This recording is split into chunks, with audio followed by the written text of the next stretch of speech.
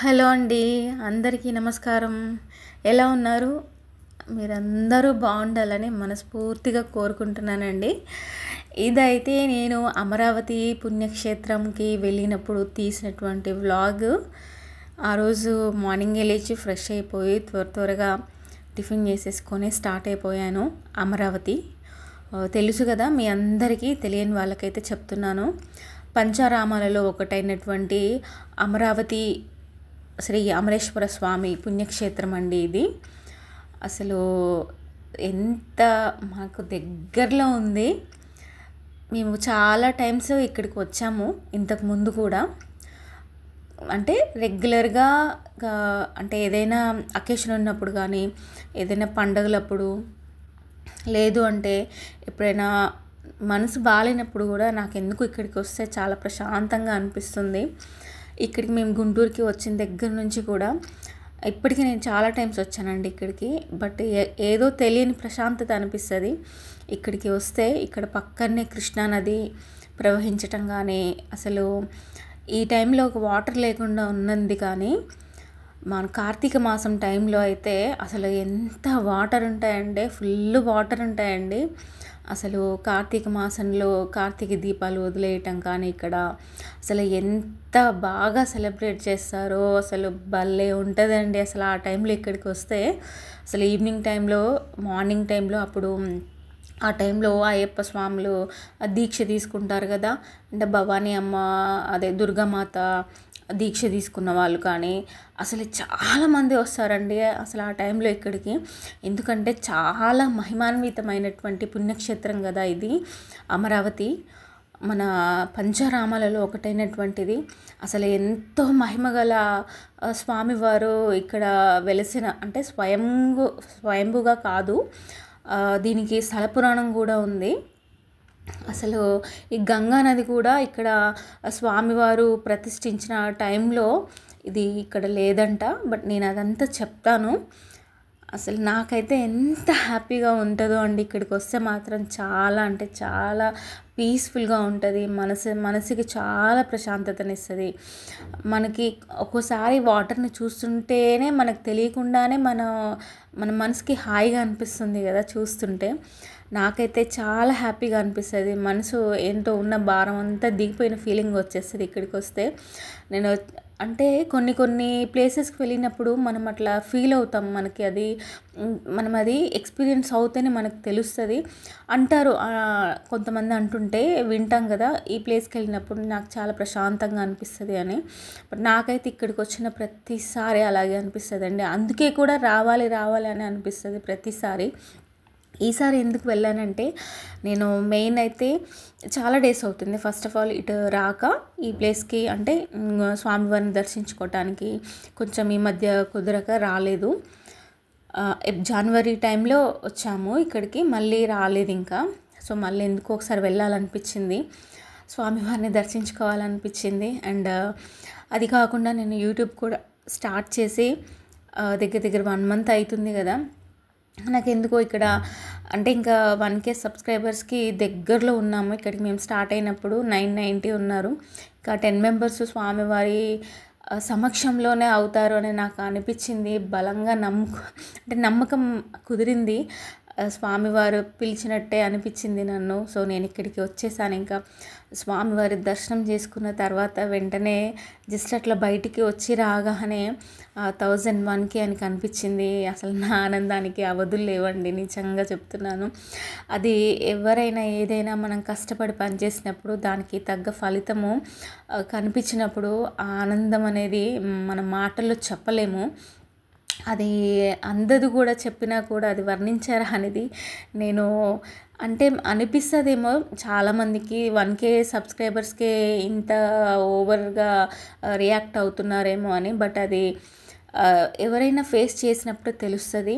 ఎందుకంటే 1 monthలో 1K subscribers రావటం కానీ, వ్యూస్ రావటం కానీ, అంత బాగా గ్రో అవ్వటం కానీ, అది ఇట్స్ నాట్ ఈజీ థింగ్. అసలు నేను పడిన శ్రమకి శివయ్య తండ్రి నాకు మీ అందరి రూపంలో రిజల్ట్ అనేది చూపించాడు. సో స్వామివారికి నేను కృతజ్ఞతలు తెలుపుకోవాలి కదా మరి, అందుకని చెప్పి నేను వచ్చాను. తండ్రి అంతా నీ దయేనయ్యా, నువ్వు లేనిదే అసలు, నీ ఆజ్ఞ లేనిదే చీమ కూడా కుట్టదంటారు కదా, నీ ఆజ్ఞ లేనిదే నువ్వే నా వెనక ఉండి నడిపిస్తున్నావు, అంతా నాది ఏం లేదు, నేను జస్ట్ నిమిత్త మాత్రురాలిని. అలా నా కష్టం అంటే నేను చేయాల్సిన పని నేను చేశాను, దాని ఫలితం కూడా నేను ఇది రావాలి అది రావాలి అని నేను ఎప్పుడూ ఎక్స్పెక్ట్ చేయకుండానే ఏదైనా పని స్టార్ట్ చేస్తాను, దాని ఫలితం అంతా నీకే వదిలేస్తాను తండ్రి. నువ్వే నా నా సంతోషాన్ని రెట్టింపు చేసావు. అసలు నాకైతే ఎంత సంతోషంగా ఉందో, అసలు చాలా అంటే చాలా సంతోషంగా ఉందండి. ఇదంతా నేను మీతో షేర్ చేసుకోవాలని ఎప్పుడెప్పుడు వాయిస్ ఓవర్ ఇచ్చి వీడియో రూపంలో మీ ముందుకు తీసుకొద్దామా అని చెప్పి ఈగర్గా వెయిట్ చేస్తున్నాను. సో అది ఇప్పుడు అవుతుంది. ఇంకా నాకు చాలా సంతోషంగా ఉంది. అసలు ఆ మాటల్లో చెప్పలేకపోతున్నాను నేను, మీకు అర్థమయ్యే ఉంటుంది అనుకుంటా నా వాయిస్లో కూడా. ఇక్కడైతే హోమాలు కూడా జరుగుతాయండి.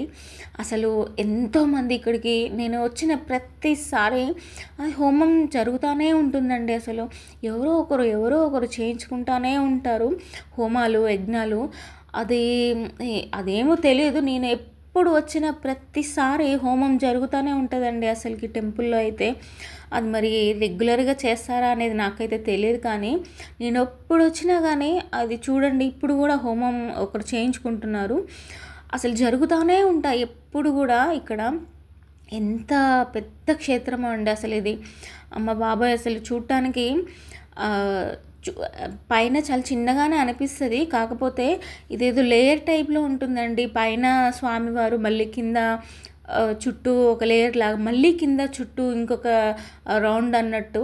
అది చాలా ఒకలాగా అసలు దీని కన్స్ట్రక్షన్ కూడా భలే వెరైటీగా ఉంటుంది. అక్కడ స్వామివారిని దర్శించుకొని బయటకు వచ్చిన తర్వాత ఇంకా కిందికి వెళ్ళకముందే ఇటు కిందికి ఉంటుంది దారి. అసలు ఈ దారిలోంచి ఇలా కిందికి వస్తే ఇక్కడ వినాయక స్వామివారు, వినాయకుడు, ఇంకా ఆంజనేయ స్వామి, కాలభైరవుడు, అండ్ మనకి అటు సైడ్ బ్యాక్ సైడ్ వెళ్ళినప్పుడు సుబ్రహ్మణ్య స్వామి, వీళ్ళంతా ఇక్కడ ఉంటారు. అసలు ఎంత బాగా అసలు నీ మాటల్లో చెప్పలేనండి. ఈ క్షేత్రానికి అయితే ఎంతమంది వస్తారు అసలు. ఇది పంచరామాల్లో ఒకటి కదా. అసలు దీని స్టోరీ కూడా మీకు నేను చెప్తాను, తెలియని వాళ్ళు ఉంటే ఎవరైనా తెలుసుకుంటారు కదా. అసలు ఇది ఇలా ఇక్కడ ఎందుకు, ఎప్పుడు అంటే ఇక్కడ ఈ క్షేత్రము అసలు ఈ పంచారామాలు ఎలా వచ్చాయి ఏంటి అనేది జస్ట్ క్లుప్తంగా కొంచెం బ్రీఫ్గా ఓవర్ కాదు, చిన్నగా చెప్తాను స్టోరీ. నాకు తెలిసింది జరిగింది దానికంటే ముందు కూడా ఇక్కడ చిన్నది ఒకటి, ఇక్కడ మండపం మీకు చూపిస్తాను చూడండి. అది శ్రీకృష్ణ దేవరాయలు తులాభారం తూగినటువంటి ఇది మందిరం అంట. ఇక్కడ ఈ మండపం అనేది తులాభార మండపం అని ఉంది చూసారా, శ్రీకృష్ణదేవరాయ కాలంలో ఆయన తులాభారం తూగిన మండపం అంట ఇక్కడ. అసలు మా అమ్మ అసలు దీని గురించి చెప్పాలంటే అది ఇప్పటిది కాదండి, ఎప్పుడుదో. అసలు ఈ స్థల పురాణం ఏంటంటే, మనకి తారకాసురుడు అనే రాక్షసుడు దేవతలందరినీ కూడా అసలు ఆయన భయభ్రాంతులను గురి చేసి చాలా ఇబ్బందులు పెడుతున్న టైంలో దేవతలకు రాజు అయినటువంటి దేవేంద్రుడు దేవతల సైన్యాధ్యక్షుడైనటువంటి సుబ్రహ్మణ్య స్వామిని అడిగినప్పుడు ఆయనే స్వయంగా సంహరించాడు తారకాసురుణ్ణి. ఆ టైంలో అంటే తారకాసురుడు ఆయన మెడలో ఉన్నటువంటి ఒక శివలింగంని మెడలో వేసుకొని ఉంటారంట. సో ఫస్ట్ సుబ్రహ్మణ్య స్వామి, కార్తికేయుడు అంటారు కదా, కుమారస్వామి అయిన సుబ్రహ్మణ్య స్వామి, కార్తికేయ అందరూ ఒక్కటే కదా అన్ని పేర్లు. సో ఆయన సుబ్రహ్మణ్య స్వామి చేతిలో తారకాసురుని సంహారం జరిగింది. ఫస్ట్ ఆ తారకాసురుని మెడలో ఉన్నటువంటి శివలింగాన్ని ఆయన భేదించినప్పుడు అది 5 ముక్కలుగా 5 చోట్ల పడిందంట. సో ఆ 5 ముక్కల్లో 5 చోట్ల పడి అవి ఆరామాలుగా వెలసాయంట. అందులో ఒకటి ఇక్కడ అమరావతిలో ఉన్నటువంటి ఇదొక అంటే పంచారామాలు అంటే ఆరామాలుగా వెలిసింది. 5 చోట్ల కాబట్టి పంచారామాలు. అందులో ఒకటి ఈ అమరావతిలో ఉందన్నమాట. ఇదే అన్నమాట ఈ అమరేశ్వర స్వామి. ఇదొకటి. మిగతా 4 ఎక్కడ అంటే అది పశ్చిమ గోదావరి జిల్లాలో భీమవరం గునుపూడిలో శ్రీ సోమేశ్వర స్వామివారు. నెక్స్ట్ మళ్ళీ పశ్చిమ గోదావరి జిల్లాలోనే పాలకొల్లులో శ్రీ క్షీర రామలింగేశ్వర స్వామి. ఇంకా తూర్పుగోదావరి జిల్లాలో ద్రాక్షారామంలో శ్రీ భీమేశ్వర స్వామి. మళ్ళీ ఇంకక్కడే తూర్పుగోదావరి జిల్లా సామర్లకోటలో శ్రీ కుమారరామ భీమేశ్వర స్వామి. అండ్ ఇది ఇప్పుడు గుంటూరు జిల్లా కిందికి రాదు కదా, ఇంతకుముందు గుంటూరు జిల్లాలోనే ఉంది. ఇప్పుడు ఏంటంటే స్టేట్స్ డివైడ్ చేసినప్పుడు ఇది పల్నాడు జిల్లా అంటే నరసరావుపేట పల్నాడు జిల్లాలోకి వచ్చేస్తుంది ఇప్పుడు ఇది ఈ టెంపుల్ అమరావతి. సో ఈ 5 చోట్ల ఆ శివలింగం అనేది ముక్కలుగా పడి ఆరామాలుగా వెలిసాయి. అప్పుడు ఇక్కడ ఉన్న శివలింగానికి కూడా ఒక ప్రత్యేకత ఉందండి.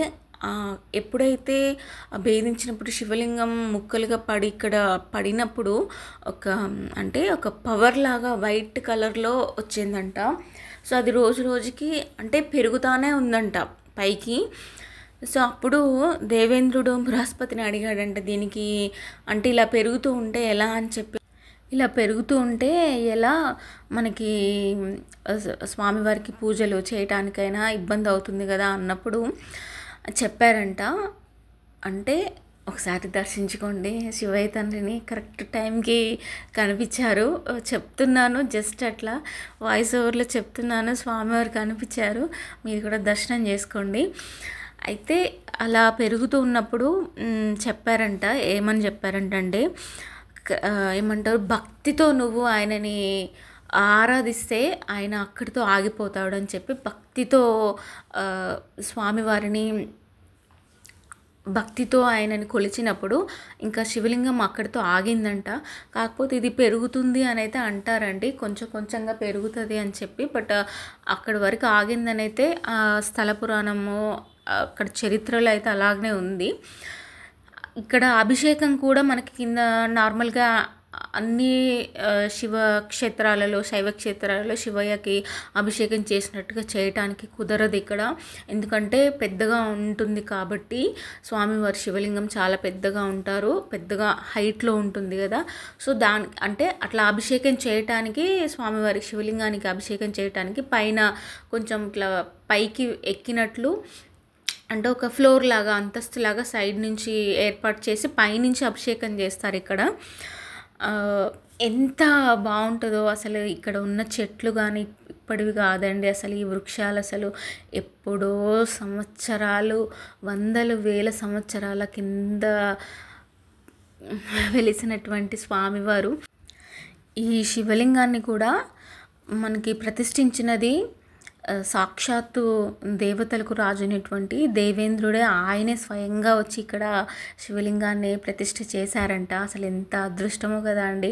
మనము అలాంటి ప్లేసెస్కి వెళ్ళటం కానీ, అక్కడ స్వామివారిని దర్శించుకోవటం కానీ, దేవతలు అంటే ఆ టైంలో ఇక్కడ పక్కన కృష్ణానది లేదంట అండి. శివలింగ ప్రతిష్ఠ జరిగిన ఆ సమయంలో ఆ టైంకి అక్కడ నది లేదంట. సో కలియుగంలో బ్రహ్మ స్వామి సృష్టించినప్పుడు అక్కడ నది వస్తుందని చెప్పారంట. సో అప్పుడు దేవేంద్రుడు అడిగితే ఆ నది వల్ల ఇక్కడ టెంపుల్కి అంటే గుడికి ఎలాంటి అపాయం ఉండదు కదా అంటే, లేదు అది పక్కన నుంచే వెళ్తుంది తప్ప ఎప్పటికి కూడా అంటే టెంపుల్ వైపు రాదు అని చెప్పారంట. అసలు నిజంగా ఇలాంటి పుణ్యక్షేత్రాలని మనము దర్శించుకోవడం కూడా మనకి అదృష్టం ఉండాలండి. అసలు ఈ అమరావతి పుణ్యక్షేత్రం ఇక్కడ కృష్ణానదిలో స్నానం చేస్తే కూడా దాని ఫలితము మనము గంగాముఖం హరిద్వార్లో స్నానం చేసినటువంటి ఫలితాన్ని వేస్తారంట. అసలు నిజంగా ఎంత మనకి దగ్గరలో ఉండి కూడా మనం దర్శించుకోకపోతే చాలా అంటే చాలా మనము కోల్పోయినట్టే నాకు తెలిసి. నేనైతే చాలా టైమ్స్ వచ్చానండి ఇక్కడ నదిలో కూడా స్నానం ఆచరించాను. స్వామివారికి మాఘమాసంలో ఇక్కడ కృష్ణానదిలో స్నానం చేసి స్వామివారిని దర్శించుకొని అని అనుకున్నప్పుడు అలా అనుకున్నప్పుడు స్వామివారి అనుగ్రహం ఉంటే తప్ప రాలేరంట ఇక్కడికి. ఇదంతా కూడా చాగంటి కోటేశ్వరరావు గారు చెప్పినప్పుడు నేను విన్నాను. అదే మీకు చెప్తున్నాను. దీని గురించి, స్థల పురాణం గురించి, ఆలయ విశేషాల గురించి చాగంటి కోటేశ్వరరావు గారు చెప్పినప్పుడు విని మీకు చెప్తున్నాను నేను. అండ్ ఈ టెంపుల్ కూడా అసలు ఎంతమంది అంటే ఎంతోమంది దేవతలు ఇక్కడ స్వామివారిని ఆరాధించి స్వామివారికి పూజలు చేసి, అంటే చాలా ఆటంకాలు, ఎలాంటి బాధలు రాకుండా, అంటే దేవతలు కూడా స్వామివారిని ఇక్కడ ఎన్నో సంవత్సరాలుగా భక్తితో ఆరాధించినటువంటి పుణ్యక్షేత్రం అంట అండి. అసలు నిజంగా ఎంత గ్రేట్ కదా! అలాంటి ప్లేసెస్కి మనం వెళ్తున్నాము, మనకి అంత అదృష్టాన్ని శివయ్య తండ్రి కలిగిస్తున్నాడు. నాకైతే ఎంత సంతోషమో అండి, అసలుకి చాలా అంటే చాలా సంతోషంగా ఉంది. ఈ ప్లేస్ గురించి మీ అందరికీ చెప్తుంటే కూడా ఇంకా సంతోషంగా ఉంది. అసలు ఇలా చెప్పమంటే నాకు ఎంత సంతోషమో, శివయ్య తండ్రి గురించి చెప్పమంటే అలసట ఆయాసం లేకుండా చెప్తాను. అంత ఇష్టం శివయ్య తండ్రి అంటే నాకు. ఈ టెంపుల్కి నేను చాలా టైమ్స్ వస్తాను. వచ్చిన ప్రతిసారి ఏదో తెలియని అనుభూతి అండి. తెలియదు నిజంగా. అసలు దేవుడు ఉన్నాడు అని చెప్పి పదే పదే పదే పదే తెలియజేసినటువంటి పుణ్యక్షేత్రం అంటే ఇది. అంటే ఆ టైంలో ఒకానొక టైంలో ఇక్కడ స్వామివారికి పూజలు చేయటానికి కానీ, దీపం పెట్టడానికి కూడా నూనె లేనటువంటి, అంటే ఆ టైంలో కూడా అంటే ఆయనకు పూజలు ఆయన చేయించుకోవటానికి క్షణంలో పని. కానీ నేనున్నాను అని తెలియచేయడానికి కొన్ని ఆయనే చేస్తుంటారు కదా అన్నీ. స్వామి ఆయన అనుమతి లేకుండా ఏది జరగదు. ప్రతిదీ కూడా జరుగుతుందంటే దాని వెనక ఏదో కారణం ఉండే ఉంటుంది. సో దేవుడు లేడు అని అట్లాంటి వాళ్ళకు కూడా కనువిప్పు కలిగేలా కొన్ని జరగాలి అంటే దానికి తగ్గట్టుగా కొన్ని సమయానుకూలంగా కొన్ని కూడా సంఘటనలు జరిగితేనే కదా దాని అంటే ఎదుటి వాళ్ళకి తెలుస్తుంది ఇది జరగటం వల్ల ఇలా జరిగింది అని చెప్పి.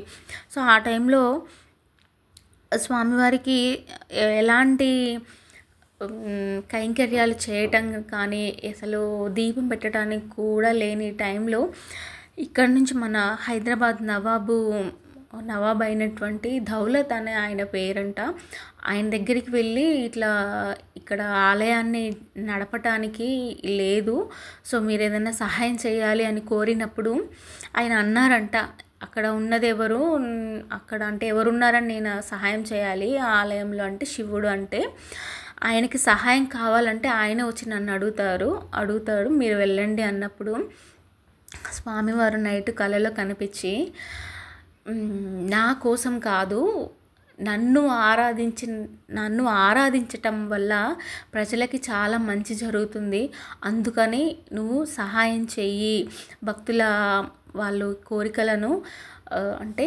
క్షమించేసి నువ్వు వాళ్ళకి సహాయం చెయ్యి అని సాక్షాత్ శివయ్య తండ్రి ఆయన కలలో కనిపించి చెప్పాడంట. సో నెక్స్ట్ మినిటే ఆయనకున్నటువంటి ఆస్తి ఇంకా చాలా అంటే చాలా కూడా ఆలయానికి రాసి ఇచ్చేశారంట.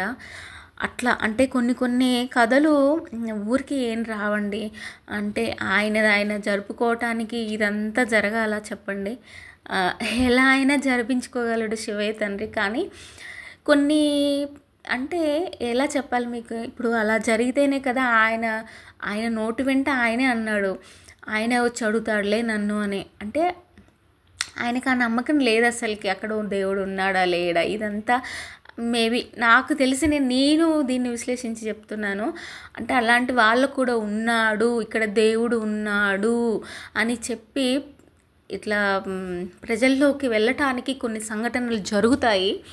అలా దాన్ని మనము ఎలాగా కూడా ఖండించకూడదు, అలా ఎందుకు ఇలా ఎందుకు అని. అంటే నేను ఎందుకు చెప్తున్నానంటే ఒకసారి నేను తిరుపతికి వెళ్ళినప్పుడు నాతో పాటు ఉన్నటువంటి ప్యాసింజర్స్లో ఒక అతను అన్నారనమాట, దేవుడే కదా అసలు ఆయన ఎందుకు అప్పు చేస్తాడు, ఆయన నాకైతే చాలా నవ్వు వచ్చిందండి. ఆయన చాలా పెద్ద అసలు ఆయన నిజంగా తెలిసి అడుగుతున్నారో తెలియక అడుగుతున్నారో లేదంటే అంటే ఒకలాంటి అవగాహన కూడా లేకుండా చిన్నపిల్లలు అడగటం అంటే అది వేరు, కానీ పెద్దవాళ్ళు అడగటం అంటే కొంచెం ఎలా తీసుకోవాలో కూడా నాకు అర్థం కాలేదు. అంటే అట్లా కొంతమంది క్వశ్చన్ చేస్తుంటారు కదా, ఆయన దేవుడు కదా, ఆయన ఇదంతా ఎందుకు చేస్తాడు, ఆయన చూసుకోలేడా, అసలు వెంకటేశ్వర స్వామి అప్పు ఎందుకు చేశాడు, ఇట్లా క్వశ్చన్స్, అంటే అట్లా క్వశ్చన్స్ కూడా అడుగుతుంటారు కదా, అట్లా అని చెప్తున్నా నేను జస్ట్ ఎగ్జాంపుల్గా. అలాంటి వాళ్ళకి కనువిప్పు కలగటానికి నేను ఇక్కడ ఉన్నాను అని చెప్పటానికి కొన్ని సంఘటనలు జరుగుతాయి. అసలు నాకు శివయ్య తండ్రి గురించి చెప్తుంటే మాత్రం తెలియదు, గూస్ బంప్స్ వచ్చేస్తాయి. ఇంకా నా వల్ల అవ్వదండి. సంతోషంగానే అసలు అమ్మ చెప్తుంటేనే నా వాయిస్లోనే మీకు అర్థమైపోతుంటుంది. తండ్రి శివయ్య తండ్రి స్వామి గురించి చెప్తుంటే పూనకం వచ్చినట్టు అయిపోతుంది. నాకు అంత ఇష్టం అండి, అంత భక్తి, అంత ప్రేమ.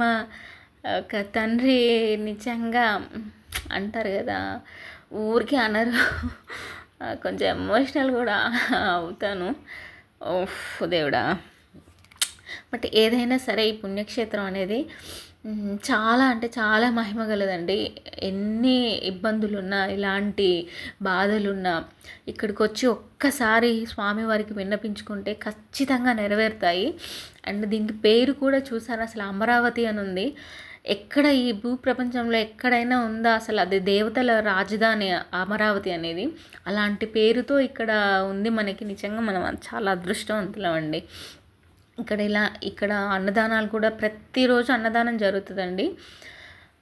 నేను ఎప్పుడైనా సరే మార్నింగ్ ఏ టైంలో అంటే కొంచెం ఆఫ్టర్నూన్ టైంకి దగ్గరలో వెళ్ళినప్పుడు కంపల్సరీ అక్కడ భోజనం చేసుకునే వస్తాము. స్వామివారి ప్రసాదం మనకి దొరకాలన్నా కూడా అదృష్టం చేసుకొని ఉండాలి. ఇక్కడికి వెళ్ళినప్పుడు మేము కంపల్సరీ ఇక్కడ భోజనం చేసే మేము వస్తాము.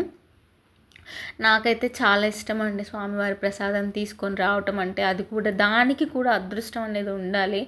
ఏది లేకుండా, మనకి అదృష్టం లేకుండా ఏది జరగదు. ఏది జరిగినా కూడా మన మంచిగా అవుతుంది. ఇక్కడ అంటే ప్రతిరోజు అన్నదానం జరుగుతూనే ఉంటుంది. అది కూడా కేవలం భక్తుల విరాళాలతోనే నడుస్తుందంట ఈ అన్నదానం కూడా. అది అక్కడ భోజనం కూడా అయిపోయింది.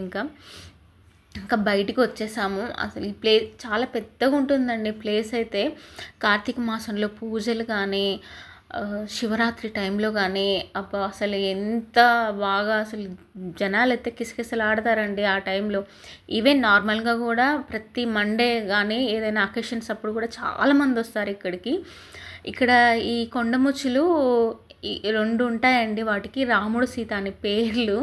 మాకు తెలియదు మేము స్టార్టింగ్ వచ్చినప్పుడు. అంటే ఈ కొండముచ్చులని చూసుకోవటానికి ఒక అతను ఉంటారు, ఆయన చెప్పారనమాట మాకు రాముడు సీత అని చెప్పి. అందులో సీత అనే కొండముచ్చుకు మాత్రం ఒక అద్దం ఉంటుంది దగ్గర. ఎప్పుడు అద్దంలో చూసుకుంటూనే ఉంటుందండి. భలే నవ్వు వచ్చేది అసలు చూసినప్పుడు ప్రతిసారి. అసలు నా దగ్గర పిక్స్ కూడా ఉండే, బట్ అది ఎక్కడో మిస్ అయినాయి. ఉంటే నేను ఎప్పుడైనా పోస్ట్ చేస్తాను, షార్ట్లో అయినా సరే చూడండి. ఇక్కడ వీటికి ఆహారంగా ఏవో గింజలు పెట్టారండి, శనగ గింజలు అనుకుంటా.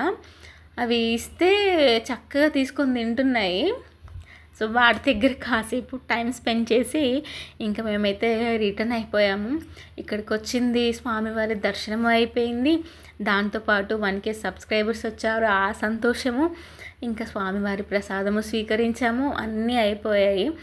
అంటే ఏదైనా ఆ టైం వస్తే కానీ జరగదని అంతకు ముందుడే కూడా అప్పుడే అయిపోతారు అనుకున్నాను 1000 సబ్స్క్రైబర్స్. బట్ ఈయన సమక్షంలో అవ్వాలని రాసుంటే ముందే ఎలా ఎందుకు అవుతారు చెప్పండి.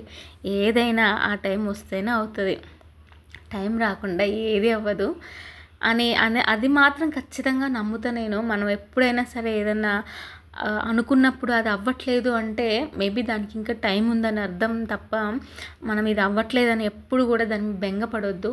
మనం కష్టపడి ప్రాణం పెట్టి దీక్షగా ఏ పని చేసినా కానీ కష్టపడి ప్రాణంతో ఒక దీక్ష చేసినప్పుడు ఎలా ఏ ఆటంకాలు వచ్చినా కూడా వాటిని తట్టుకొని నిలబడి కష్టపడి చేస్తామో దానికి ఫలితం అనేది ఖచ్చితంగా ఉంటుందండి, ఖచ్చితంగా ఉంటుంది. ఎప్పటికైనా సరే కష్టం దగ్గరే ఫలితం, కష్టే ఫలి అన్నారు కదా, ఖచ్చితంగా ఉంటుంది. తండ్రి ఇస్తాడు కష్టానికి తగ్గ ఫలితాన్ని వెంటనే ఇవ్వకపోయినా టైం వచ్చినప్పుడు ఖచ్చితంగా ఇస్తాడు. ఇంకా మీరు కూడా స్వామివారిని దర్శించుకొని ఉన్నారనుకుంటా చూసినప్పుడు. సో నా వీడియోస్ చూస్తున్న మీ అందరికీ కూడా చాలా అంటే చాలా థ్యాంక్స్ అండి. నా హ్యాపీనెస్కి కారణమయ్యారు మీరు. మీ అందరికీ కృతజ్ఞతలు తెలియజేసుకుంటున్నాను.